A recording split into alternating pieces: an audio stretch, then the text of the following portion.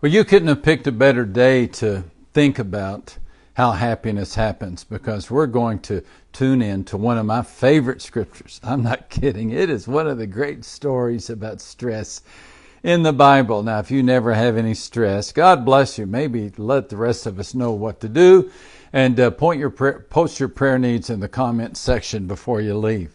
But if you can stay around, if you've got 7 minutes to join me, open your Bibles or just listen in as I read Luke chapter 10, verse 38.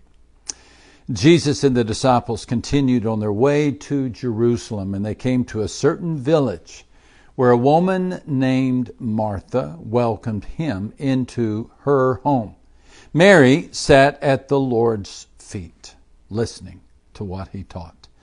But Martha, who was distracted by the big dinner she was preparing, she came to Jesus and she said, "Lord, doesn't it seem unfair to you that my sister just sits here while I do all the work? Tell her to come and help me." But the Lord said to her, "My dear Martha, you are worried and distracted with all these details. There is only one thing worth being concerned about. Mary has discovered it, and it will not be taken away from her."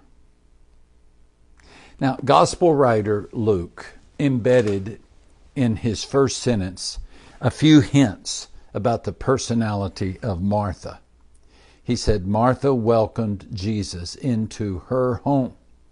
Martha was the one-person welcoming committee. Not Martha and Mary, not Martha and Mary and Lazarus, just Martha. Now, in my imagination, I can just see her standing on the porch, welcoming Jesus into her home. Not their home, hers. Lazarus lives there. Mary lives there. But this is Martha's domain. And this is Martha's moment. Wide open arms. Come in, come in, come in. This is a big day. And Martha has in mind what Luke said was a big dinner. Verse 40. Now imagine Martha busy in the kitchen, just throwing open the wooden shutters, looking into the adjacent room, seeing all the disciples chatting and laughing and talking. "Dinner might be late," she shouts to them, and Jesus looks up and he smiles. "No problem, no problem." And Martha feverishly sets about the task of making this big dinner. All the while, Jesus is sitting on the edge of his chair in the other room, telling a story.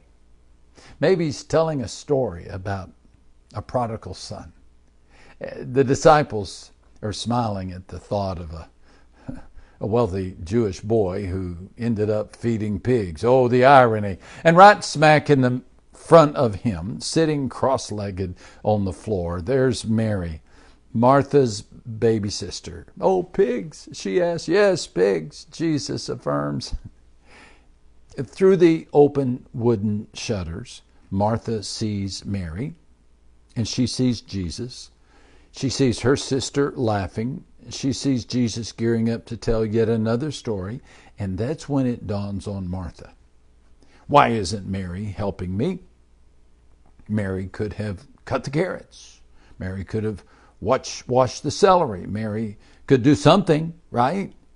So Martha turns up the heat on the soup, and she feels the heat rise in her heart. Did her sister not know there was work to be done?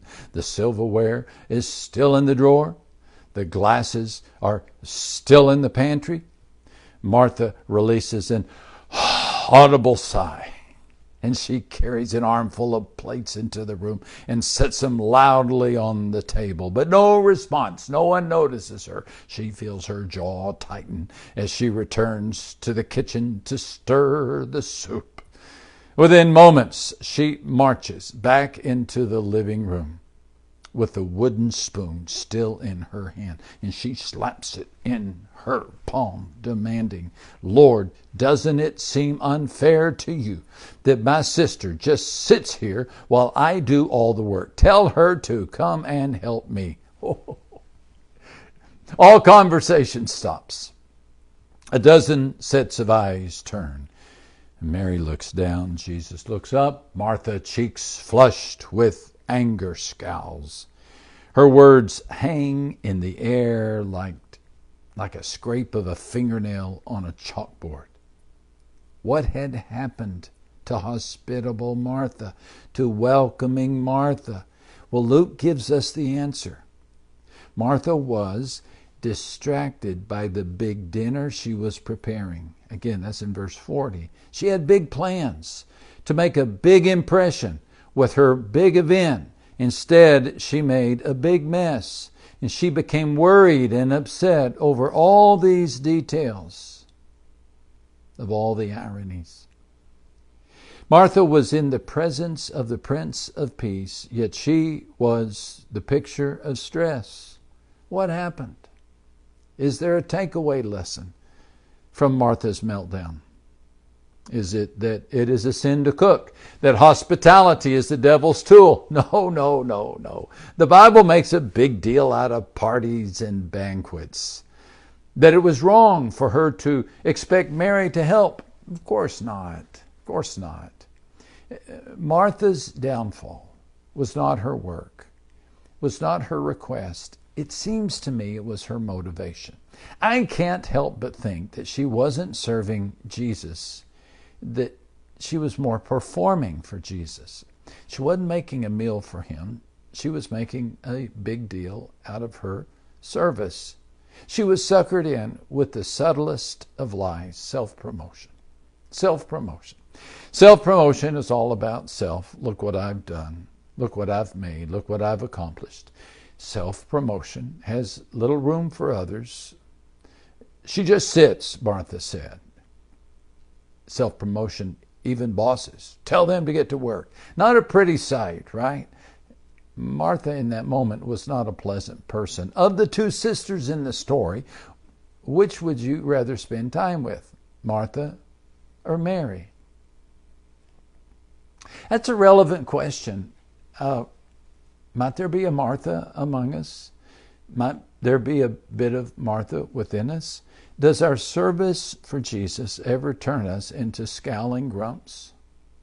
It's a slippery slope, this thing of self-promotion. What begins as a sincere desire to serve Christ metastasizes into an act of impressing people. And when that happens, gifted Marthas become miserable mumblers. And it's easy to see why, right?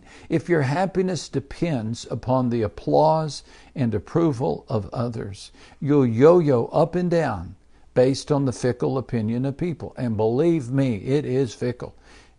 If you're noticed, you'll strut. If you're unnoticed, you'll grumble. If your desire is to be noticed, then it'll make you miserable. And if it's making you miserable, well, you can bet it's doing the same for others. Don't be a Martha. Get back to the basics. Happiness happens when our focus is not on ourselves, but on the presence of Jesus. Today, take your sights off the applause of others and set your sights on the Prince of Peace. And trust me, you'll be happier as a result. Have a great day.